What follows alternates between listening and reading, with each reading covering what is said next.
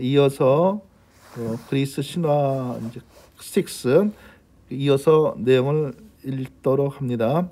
그리스 신화에서 여러 번 언급되는 하데스는 스틱스 STYX 강이 휘감고 있는 것으로 묘사된다. 스틱스 강과 관련된 것, 따라서 지하세계에 관련 있는 것들을 표현하기 위한 말로 STYGIAN이 있다. 이 말을 특별히 STYGIAN darkness, DARKNESS라는 구절로 사용하면 칠흑 같은 어둠, 즉 지하세계의 암흑과 같은 뜻으로 사용된다. 또 스틱스, STYX는 맹세를 다짐할 때 신성한 표현으로 많이 쓰였다. 이는 스틱스 강의 이름으로 하는 맹세는 그 누구도 감히 깰 수 없기 때문이었을 것이다. 하데스로 들어가기 위해서는 카론, CHARON, 에레보스와 녹스의 아들이라는 험상궂은 노인 벳사공의 나룻배를 타고 스틱스 강을 건너야 한다. 때문에 벳사공을 익살스럽게 표현할 때는 그의 이름을 쓰기도 한다. 또한 또 스틱스 강의 반대쪽 강편에는 케르베로스, CERBERUS라는 머리셋 달린 큰 개가 지하세계의 입구를 지키고 있는데, 이 명칭도 마찬가지로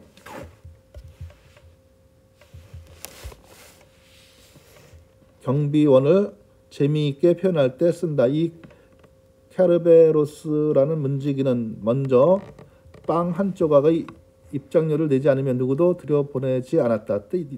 그 때문에 to throw a sop to 케르베로스, THROW sop SOP to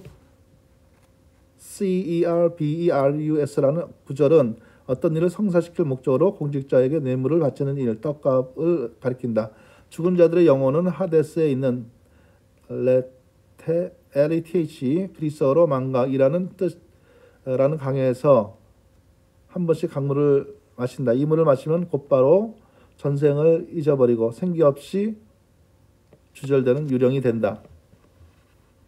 그래서 망각을 일으키는 것이라는 뜻으로 LETHEAN이라는 말을 사용한다. 또 졸음이 오거나 몸이 나른해져 잘 잊기 쉬운 상태는 LETHARGIC이라고 한다. 하지만 완전한 망각은 오로지 죽음으로만 가능하다. 그래서 lethal, lethal이라는 말은 치명적이라는 뜻을 갖는다. 죽은 사람들의 영혼은 우울하거나 무서운 일을 겪을 필요가 없다. 착한 일을 많이 한 영혼은 모두가 축복을 받으면서 행복하게 살 수 있는 하데스의 특별 구역으로 들어간다. 이 구역은 하데스가 아니라 크로노스가 통치하는 것으로 황금시대의 전설이 반영된 듯한 공간이다. 이 낙원을 엘리시움, ELYSIUM 혹은 엘리시움 들판, ELYSIUM Fields, FIELDS이라고 불렀다. 지금도 엘리시움은 행복이 가득한 장소나 시간을 가리키며 때로는 천국과 동의어로 쓰인다. 엘리시움 들판에 해당하는 프랑스어는 샹젤리제, 프랑스어 CHAMPS, 엘리제, ELYSEES, 악상 떼기 해서 샹젤리제인데 지금은 파리에 있는 아름다운 거리의 이름으로 사용되고 있다. 어떤 신화에는 엘리시움 들판이 하데스에 있는 것이 아니라 서쪽 끝 신비의 세계에 있을 것이라고 되어 있다. 그리고 그 이름은 엘리시움 들판이 아니라 Islands of the Blessed, 축복받은 자들의 섬, ISLANDS of the BLESSED, 축복섬 또는 Fortunate Isles, FORTUNATISLES, 행운의 섬이라고 한다. 물론 지하가 죽은 사람들이 거주지만은 아니었다. 땅속은 금속, 특히 은과 금관이 산출되는 곳이다. 부의 신은 원래 플루토스, PLUTUS 였다. 이 말에서 부자들이 지배하는 정부를 뜻하는 PLUTO CRAC 플루토크라시 금권 정치라는 말이 나왔다. 이처럼 지하 세계는 부가 창출되는 장소이기도 했다. 하데스 또한 PLUT 플루토라는 이름도 갖게 되었다. 이제 그 그리스 신들의 로마식 이름 내용을 읽도록 합니다. 그리스인들은 제우스 형제들 중 2명을 자신들의 신과 동일시했다. 제우스와 동일한 신으로는 하늘의 신 유피테르, 영어식으로는 주피터, JUPITER. 유피테르가 포세이돈과 동일한 신으로 는 온천과 강의 신 넵툰의 MEPTUNE, 영어식으로는 넵툰가 있었다. 두 신은 모두 행성의 명칭이기도 하다. 그리스인들은 5번째 행성 목성의 이름을 제우스라고 지었다. 저녁별과 샛별을 제외하면 5번째의 별이 가장 밝게 빛나므로 걸맞은 이름을 선택했다고 볼 수 있다. 저녁의 별은 해가 진 뒤 몇 시간 동안만 나타나며 아침의 샛별은 해가 뜨기 직전 몇 시간밖에 나타나지 않는다. 하지만 이 행성은 밤새도록 밝게 빛난다. 물론 로마인들은 이 명칭을 자신들에게 맞게 고쳐서 사용했다. 그래서 영어권에서 목성은 주피터로 알려져 있다. 로마인들에게는 주피터에 해당하는 명칭이 하나 더 있었는데 그것은 JOVE. 하지만 이 낱말은 옛날의 감탄문에서 by Jove, 즉 맹세코 천만에 라는 구절로 쓰였던 것을 제외하면 그리 많이 사용되는 말은 아니다. 그러나 형용사형이 필요한 말일 경우에는 주피터보다 Jove, JUPITER보다 JOV가 많이 인용되고 있다. 실제로 주피테리안, JUPITERIAN, satellites, SATELLITES라는 표현은 없지만 조비안 satellites, JOVIAN, SATELLITES, 목성의 위성이라는 표현은 있다. 넵툰에는 근대에 들어서야 겨우 다른 신들처럼 행성 이름이 될 수 있었다. 1800년대 초기에 천문학자들은 천왕성의 공전 궤도를 측정하기 위해서 이 별을 주의 깊게 관측하고 있었다. 그런데 놀랍게도 이 별은 계산을 통해 예측된 속도로 더 느리게 움직이고 있었다. 어떤 학자는 또 다른 행성의 중력이 천왕성을 끌어당기고 있기 때문에 이 별이 느리게 움직인다고 믿었다. 영국의 천문학자 존 카우치 애덤스와 프랑스의 과학자 위르뱅 르베리에는 서로 친분은 없었지만 두 사람 모두 천왕성에 영향을 끼치고 있는 또 다른 행성이 있을 것이라고 예측했었다. 그들은 똑같은 결론을 내리고 있었다. 르베리에가 먼저 그 결과를 발표했다. 1846년 베를린의 한 천문학자가 그가 지적한 지점을 관측하다가 실제로 8번째의 행성을 발견했다. 이 행성은 넵튠, NEPTUN이 해왕성이라고 명명되었다. 이렇게 지은 특별한 이유는 없었다. 단지 넵튠해가 비교적 중요한 신인데도 그때까지 행성의 이름에서 빠져 있었기 때문이었다. 그렇지만 해왕성의 인력을 계산해 놓고 난 후에도 천왕성의 움직임에는 여전히 미세한 수치상의 차이가 나타났다. 미국의 천문학자 퍼시발 로웰은 20세기 초에 조금 더 멀리에 또 다른 행성이 있을 것을 예측하고 찾아보았다. 비록 그는 이 행성을 찾아내지 못했으나 후세의 학자들은 1931년 드디어 9번째 행성을 발견했다.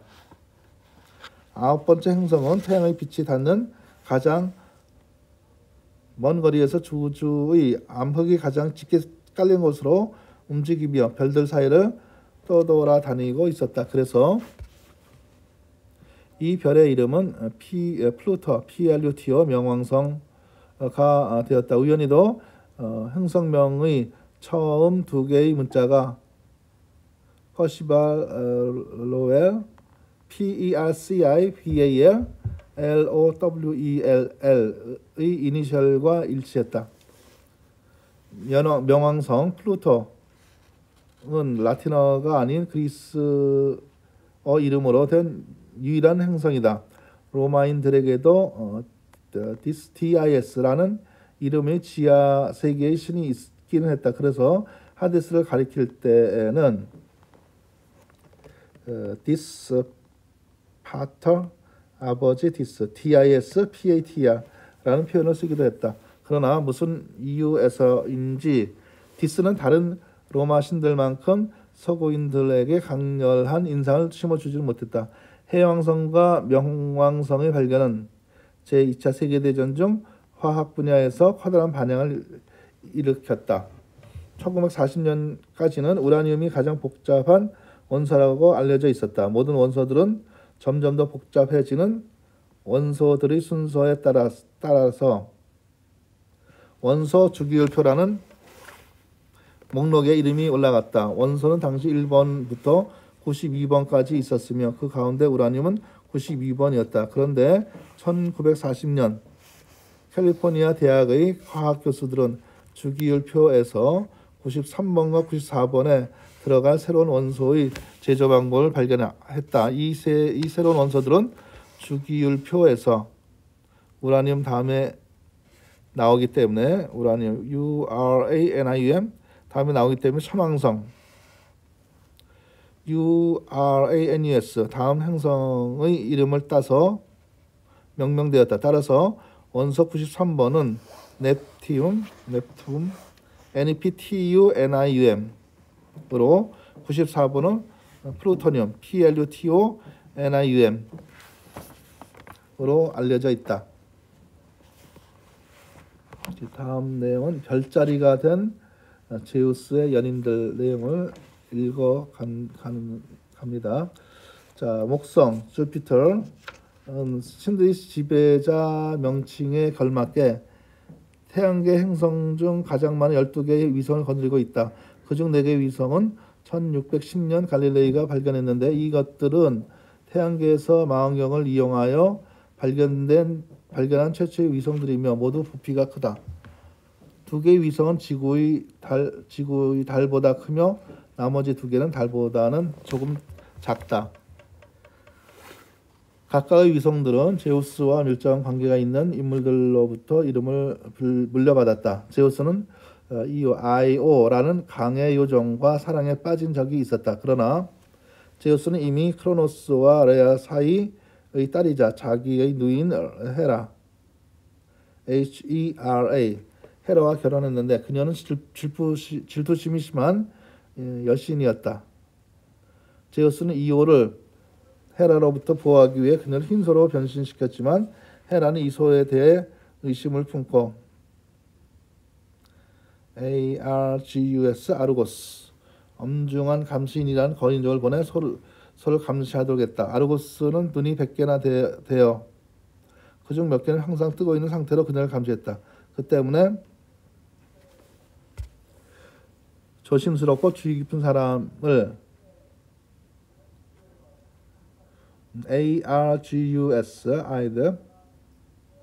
감시가 엄한 빈틈없는 SHREWT 라고 표현한다. 그렇지만 제우스는 아르고스를 꼬드겨 100개의 눈을 모두 감고 자기 한 후에 죽여버렸다. 헤라는 죽은 아르고스의 많은 눈을 그녀가 애지중지하는 공작새의 꼬리에다 붙여놓았다. 공작새과에 속하는 조류를 ARGUS 페전트 ARGUS PHEASANT라고 부르는 것은 여기서 유래한다. 그래도 헤라는 여전히 그 소를 이오의 변신이라고 확신하고 있었기 때문에 날파리를 보내서 그녀가 쉴 틈 없이 방방곡곡을 뛰어다니도록 만들었다. 실제로 이오는 신화에서 전 세계를 떠돌아다닌 것으로 그려져 있다. 한 번은 그녀가 유럽과 아시아를 가르는 해협을 건너서 지금의 이스탄불에 도착한 적이 있었다. 그래서 이 해협은 소가 건너다, 소가 건너가다라는 뜻의 보스포러스, POSPORUS 라는 이름을 물려받았다. 영어에서는 동의어로 옥스포드, 옥스포드가 있다. OXFORD. 그러나 옥스포드시나 옥스포드 대학은 이와 아무 연관성이 없다. 또 한때는 그리스와 남부 이탈리아를 가르는 지중해 지역을 헤엄쳐 가기도 했다. 그래서 이 지역의 바다는 이오니아해, IONIANSEA라고 이름 지어졌다. 님프였던 칼리스토, CALLISTO에 대해서도 비슷한 이야기가 전해 내려온다. 제우스는 헤라의 눈을 피해 이번에는 칼리스토를 곰으로 변신시켰다. 또는 헤라가 이 요정을 곰으로 만들어 버렸다는 얘기도 있다. 제우스 자신이 직접 동물로 변신했던 경우는 에우로페 EUROPA 라는 소녀 님프가 아니라 사람이었다를 사랑하게 되었을 때였다. 그녀는 지중해의 아시아 해변과 접한 페니키아, PHOENICIA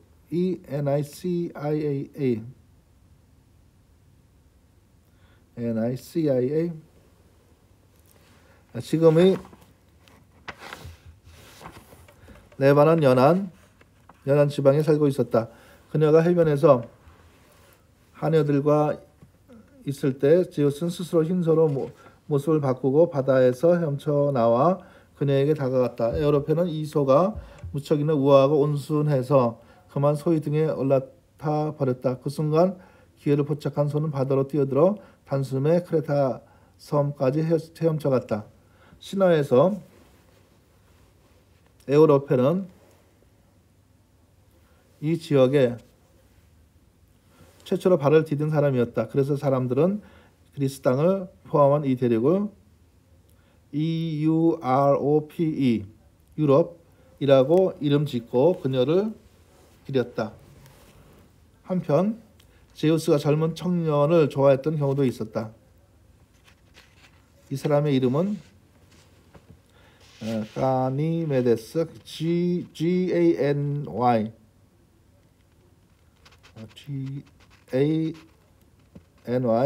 GANYMEDE 였다. 제우스는 독수리로 변신하여 준수하게 생긴 그 청년을 올림포스 산으로 데리고 갔다. 그곳에서 가니메데스는 연애가 벌어질 때 음료를 준비하는 시중 노릇을 했다. 결론적으로 갈릴레이가 발견했던 목성의 네 위성은 행성에서의 거리에 따라 차례로 이오, 에우로파, 가니메데, 칼리스토라고 명명되었다. 세 번째 위성 가니메데는 태양계에서 가장 부피가 큰 위성으로 지름이 3,200마일이나 되고 티탄 위성의 여섯 번째 위성이다.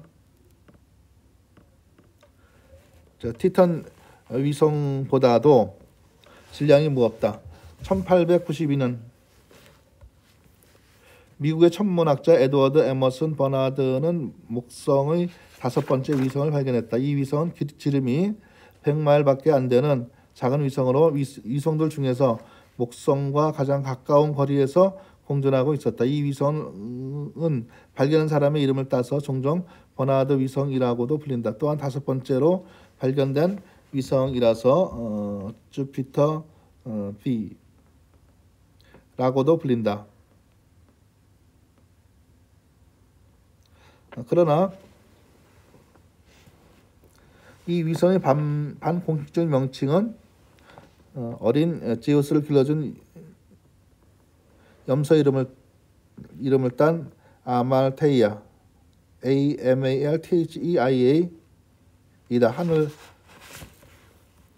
위에서는 어린 시절의 양육자가 성인 시절의 관계를 맺은 사람들보다 더 가까운 거리에 자리 잡고 있다는 점이 참으로 그럴듯하다. 1900년대에 들어서자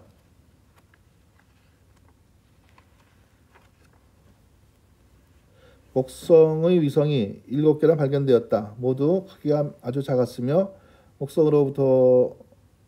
목성으로부터의 거리도 아주 가까웠다. 아직까지는 어느 위성도 이름이 없다.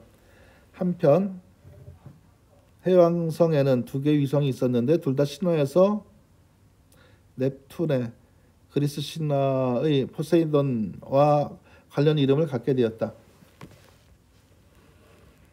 포세이돈에게는 반인 반어, 그리스인들은 바다신들의 겉모습을 이렇게 그렸다의 모습을 한 트리톤 TRITON 이라는 아들이 있었다.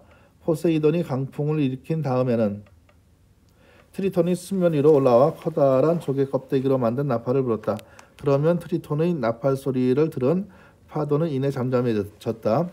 해왕성이 발견된 지 한 달 후 영국의 천문학자 윌리엄 라셀은 해왕성이 티탄 위성이나 가니메데 위성에 비길 만큼 큰 부피의 위성을 가지고 있음을 발견했다. 최종적으로 이 위성은 트리톤이라 명명되었다. 지구에도 트리톤이라 불리는 커다란 바다 달팽이 소라고둥이 바다 달팽이가 있는데 사람들은 이 달팽이의 집을 트리톤이 사용했을 것으로 생각했다. 1950년대에는 미국의 천문학자 G.P. 퀴퍼가 해왕성의 2번째 위성을 발견했는데 트리톤 위성보다 훨씬 더 작았다. 그는 이 위성을 포세이돈이 바닷속을 여행할 때 그의 시동을 들었던 50여 명의 바다 요정들의 이름을 따라서 네레이드라고 지었다. 명왕성에는 잘 알려진 위성이 없지만 천왕성에는 5개의 위성이 있다. 그러나 태양계의 위성 중 천왕성의 위성은 그리스나 로마 신화에서 이름을 따오지 않았기 때문에 얘기할 필요가 없을 것 같다. 이들의 명칭은 아랍어에서 따왔다.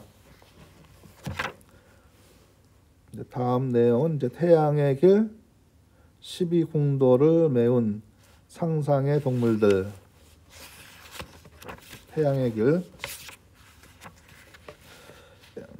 내용을 보면은 행성들 이외에도 하늘에는 수천 개의 별들이 있다. 이 별들은 행성과는 달리 위치 변화가 없기 때문에 항상 영어로 fixed stars, FIXED stars, STARS 항성이라 부른다. 이 별들은 날이 가고 해가 바뀌어도 그 모양이 절대로 변하지 않는다. 선사 시대 이래로 유목민과 농경민들은 별들의 형태를 보고 달력을 만들었다. 그런데 태양이 별들 사이를 지나가는 1년 동안 볼 수 있는 별들은 달라진다. 따라서 변화하는 별의 형태를 잘 알아보기 위해서 별들을 집단으로 묶고 구분짓게 되었다. 이렇게 구분된 별들을 별자리 CONSTELLATIONS constellation 라틴어로 별들이 놓여 있다는 뜻이라고 부른다. 그래서 해질녘 동쪽에서 특정한 별자리가 뜨면 수학기가 되었음을 알고 또 다른 별자리가 나타나면 파종기가 되었다는 것을 알 수 있었다. 별자리를 자연스럽게 구분하는 방법은 각각의 별자리들의 모양을 파악하는 것이다. 시간이 지나면서 사람들은 불가피하게 별자리 모양을 복잡한 그림으로 변형시켰다. V 모양의 8개 별자리들은 뿔 달린 황소의 머리를 닮았으며 C자 모양의 별들은 처음에는 활, 나중에는 공사를 뜻하게 되었다. 그 결과 지금은 수많은 별자리들이 동물이나 사람들로 묘사되고 있다. 실제로 태양이 통과하는 12개의 별자리는 수많은 상상의 동물로 구성되어 있다. 그래서 이 별자리를 그리스어로 동물들의 무리를 뜻하는 zodiac, zodiac, 공도란 말 이름으로 부른다. 그리스인들은 대부분의 별자리들을 바빌로니아인에게서 물려받았다. 그렇기 때문에 그들은 자신들의 신화에 맞추어 별자리 그림을 변화시키든가 아니면 또 다른 신화를 만들어 별자리 그림을 설명해야만 했다. 12궁도 중에는 라틴어 이름으로 카프리코르누스, CAPRICORNUS, 뿔 달린 염소라는 뜻, 즉 염소자리라는 별자리가 있다. 그리스인들은 이 별자리를 제우스가 그의 어린 시절에 젖을 먹여 길러준 데 대한 감사의 표시로 하늘로 옮겨놓은 염소 아말테이아라고 생각했다. 사실이 그렇다면 아말테이아는 지리학 분야에서도 그 자취를 남겨놓았다는 말이 된다. 12월 21일 태양은 가장 남쪽에 위치하게 된다. 이때 태양은 아르헨티나 북부, 아프리카 남부 그리고 오스트레일리아 중앙부를 통과하는 가상선에 그대로 내리쬐는다. 이 선을 트로픽, TROPIC, 트로픽 오브 카프리콤, 카프리콤, CAPRICOM, 남회귀선이라고 부른다. 태양이 1년 중 바로 이때 염소자를 통과한다고 해서 붙여진 명칭이다. 12궁도의 별자리는 전통적으로 그리스 기준으로 춘문점에 있는 별자리부터 번호가 매겨졌다. 이렇게 셈하면 염소자리 10번째 궁도다. Sign, S-I-G-N of the Zodiac, C-O-D-I-A-C, 궁도대이다. 한편 언어에도 아말테이아의 또 다른 흔적이 있다. 제우스는 염소의 뿔 중 하나를 골라서 영원히 식료품으로 가득 채울 수 있는 힘을 주었다. 바로 horn of plenty, H-O-R-N of P-L-E-N-T-Y, 풍요의 뿔. 하지만 라틴어 표현인 C-O-M-U, C-O-P-I-A가 더 유명하다. 라는 말이 그것이다. 염소자리의 별들 중에서 밝은 별, 그다지 밝은 편은 아니다. 의 모양새는 마치 염소와 같다. 그래서 그리스인들은 이 별자리가 아말테이아를 상징한다고 말했을 것이다. 제우스와 연결된 또 다른 별자리는 이미 말했던 요정 칼리스토와 관련되어 있다. 그래서 곰으로 변신했을 때 그녀의 아들 아르카스, ARCAS가 다가왔다. 아들은 그 곰이 변신한 어머니인 줄 모르고 창으로 찌르려 했다. 제우스는 아들이 어머니를 죽이는 비극적인 사태를 막고자 아르카스도 곰으로 만들어 하늘에 옮겨 놓았다. 그래서 칼리스토의 별자리는 큰 검자리 URSA, 메이저 MAJR가 되었고 아르카스는 작은 검자리 URSA, 마이너 MINOR로 남게 됐다. 북극성은 큰 곰자리 별 가운데 하나이다. 그리스인들은 북쪽으로 여행을 가면 북극성이 점점 더 높아진다는 것을 알고 있었다. 그와 동시에 두 개의 곰 별자리가 모두 뜨게 된다. 그리스어로 곰은 ARKTO이기 때문에 그리스는 북부 지역을 아르티코스, ARKTI, 케이오스라고 한다.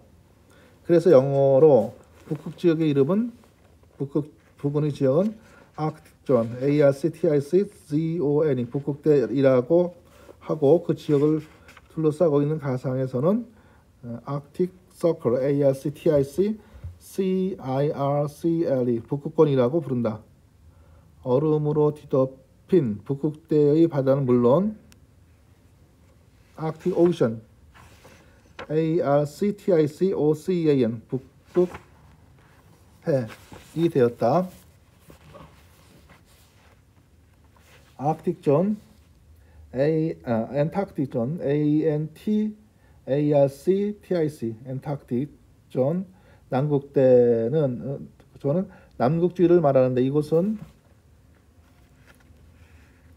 가상선인 엔타크틱, ANTARCTIC 서클, 남극권에 의해 구분된다. 접두어 ANT는 반대를 뜻하므로 엔타크틱은 북극의 반대편이라는 뜻이다. 남극지방의 얼어붙은 대륙은 엔타크티카라 남극대륙이라고 하며 그 주위의 바다는 엔타크틱 오션이라 부른다.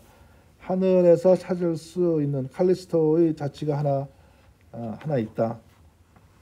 큰 검자리와 작은 검자리 근처에서 반짝이는 이별은 영원히 두 별자리를 감시하고 있는 것처럼 보인다. 아마도 헤라가 보낸 별일 것이다. 이 별이 ARCTURUS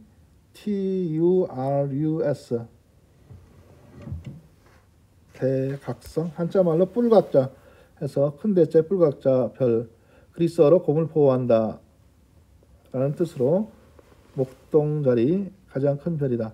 한편 제우스는 종종 그 자신의 변한 동물들을 하늘에 남겨놓아 기념했다. 그 예로 에우로페를 납치하기 위해 변신했던 황소는 황소자리, 타우스, TAURUS, 라틴어로 황소라는 이름으로 하늘에 남겨놓았다. 이 별자리는 두 번째 궁도이다.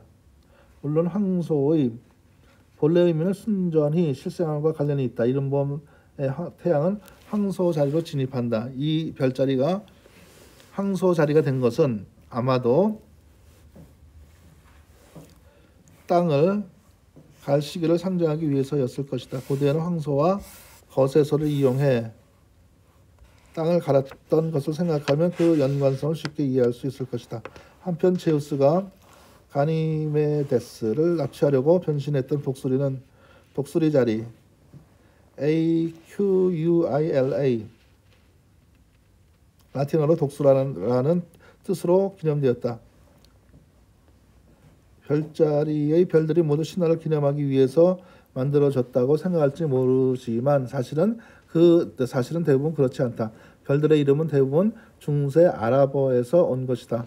대각성처럼 그리스나 로마 시대까지 기원이 있는 별자리는 소수에 불과하다. 제우스의 누이들, 이제 내용을 보면 제우스의 누이들, 크로노스와 레아에게는 세 아들뿐 아니라 세 딸도 있었다. 그녀들 가운데 한 명이 이미 말한 헤라, 제우스의 아내이자 누이, 로마식 이름은 유노로 일반적으로 결혼과 출산 그리고 가사의 여신이었다. 다른 두 여신은 바로 농경의 여신 데메테르, DEMETER, 로마식 이름은 케레스와 화로의 여신 헤스티아, HESTIA, 가정의 여신 로마식 이름은 베스타였다. 크로노스의 딸들은 신화에서 아들들만큼 유명하지 않다. 헤라는 제우스의 아내로 주목받기도 하지만 헤스티아는 거의 언급도 되지 않는다. 농경의 여신 데메테르는 그리스인이 정착하기 이전의 고대 종교와도 관련 있는 여신이었다. 그래 그녀에 대한 유명한 신화가 한 토막 있다. 데메테르는 페르세포네, PERSE 라는 딸이 있었다. 그런데 그녀가 시칠리아 들판에서 놀고 있을 때 그녀를 사모한지라 한 지하 세계의 신 하데스가 그녀를 납치해 가버렸다. 데메테르는 오랫동안 딸을 찾았으나 도무지 동족을 알 수 없었다. 그래서 그녀가 슬픔에 빠지게 되자 땅에서는 곡식이 자라지 못하게 되어 인간은 기아 상태에 놓이게 되었다. 그래서 제우스는 페르세포네가 지하 세계 왕국의 음식을 입에 대지만 않았다면 그녀를 다시 땅 위로 되돌려 주라고 하데스를 설득했다. 그렇지만 하데스는 마지막 순간에 속임수를 써서 그녀에게 석류알 4개를 먹게 했다. 그래서 페르세포네는 한 알에 한 달씩 1년 중 4개월을 땅속에 있게 되었다. 페르세포네가 땅속에 있는 동안 땅 위에서는 곡식이 자라지 않았다. 초목은 잎새가 모두 떨어졌으며 태양도 비추는 등 많은 등 했다. 페르세포네가 돌아와 있는 동안에만 농경의 여신은 다시 대지에 생명을 불어넣었다.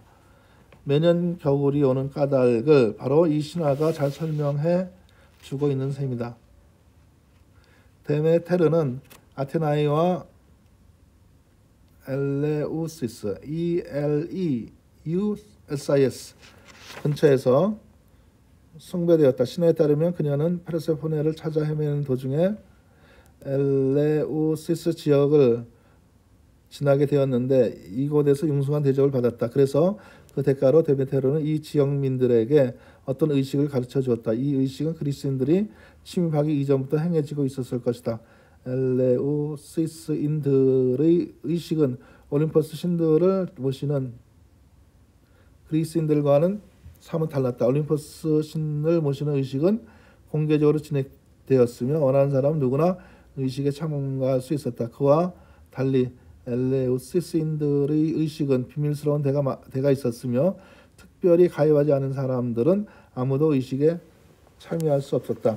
또 가입한 사람은 누구나 이 의식을 아무에게도 공개하지 않겠다는 서약을 해야만 했다. 그리고 아무도 공개하지 않았다. 서약한 사람들은 그리스어로 닫힌 입이란 뜻의 MYSTES라고 불렸다. 그 때문에 이 비밀스러운 제의는 미스터리 MISTERIES라고 불렸다. 고대 그리스에는 이처럼 수많은 밀교 미스터리 릴리전 MYSTERIRELIGION 밀교가 있었고 그중 엘레우시스인들의 밀교가 가장 유명했다. 물론 미스터리라는 단어는 점차 그 뜻이 약화되어 비밀의 숨겨진이라는 뜻으로 쓰였으며 지금은 보통 교묘하게 숨겨진 해답을 찾아내야 하는 난해한 범죄라는 의미로 사용되고 있다. 한편 로마인들은 크로노스의 세 딸들을 자신들의 신과 동일시했다. 영어권에는 오히려 이들 모두가 로마어 이름으로 더 잘 알려져 있다. 헤라는 유피테르, 주피터의 아내 유노, JUNO와 데메테르는 로마인들의 농경의 여신, 케레스, CERES와 헤스티아는 화로의 여신, 베스타, VSTA와 동일시되었다. 덧붙이자면 페르세포네도 로마의 신 페르세포네도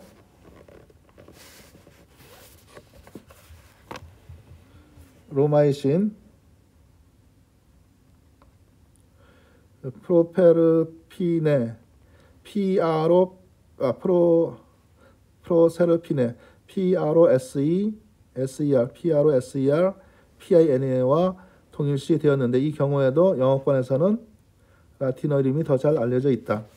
이 여신들의 이름이 남아있는 일부 자취들은 매우 잘 알려져 있다. 여섯 번째 달은 유노에게 바쳐져서 오늘날에도 이 달을 JUNE, 준, 6월이라고 부른다.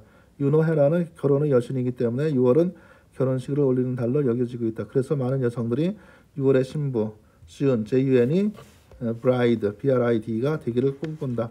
케레스, 데메테르는 농작물, 특히 밀이나 옥수수, 쌀, 호밀과 귀리 등의 곡물을 돌보는 여신이다. 이 곡물들은 농경사회로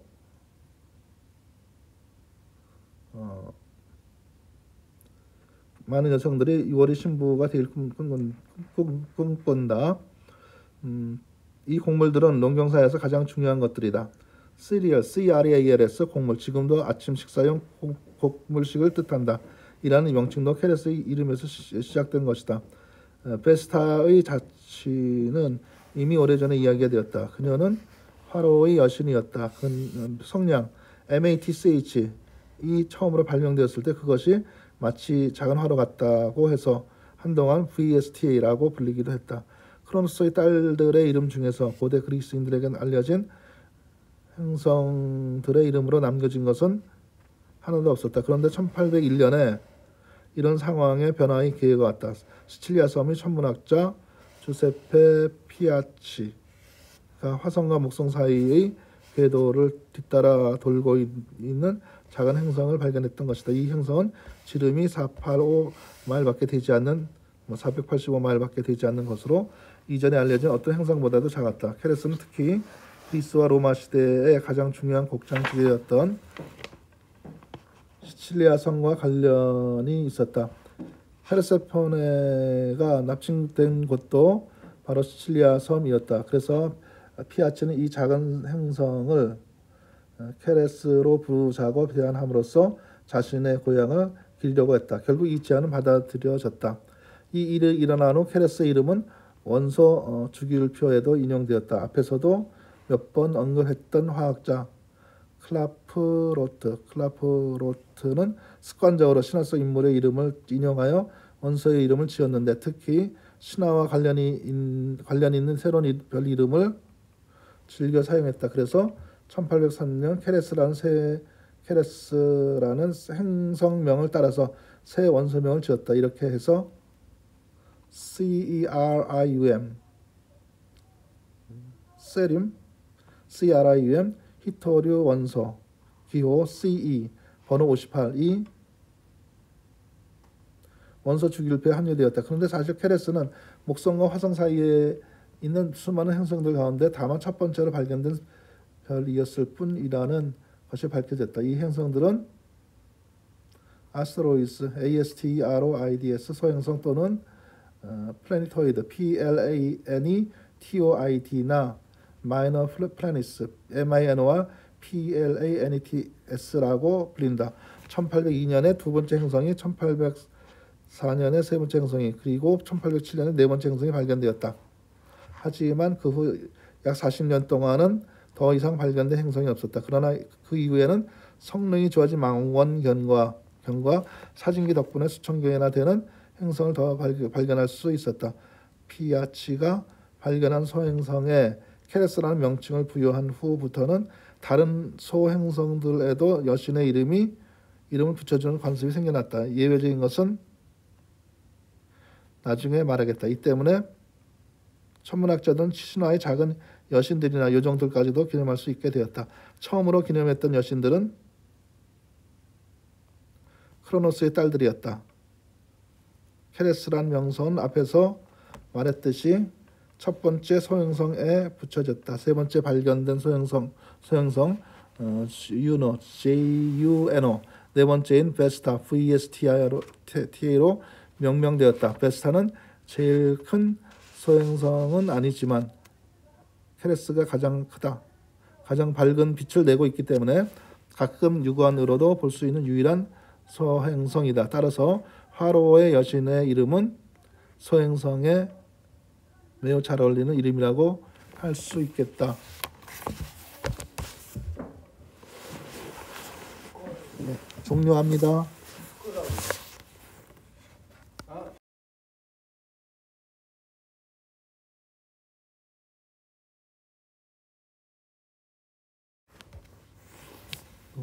이거 누른 거죠? 또 눌러 다시. 한 번 더? 살짝 대기만 해도 되는데. 다시.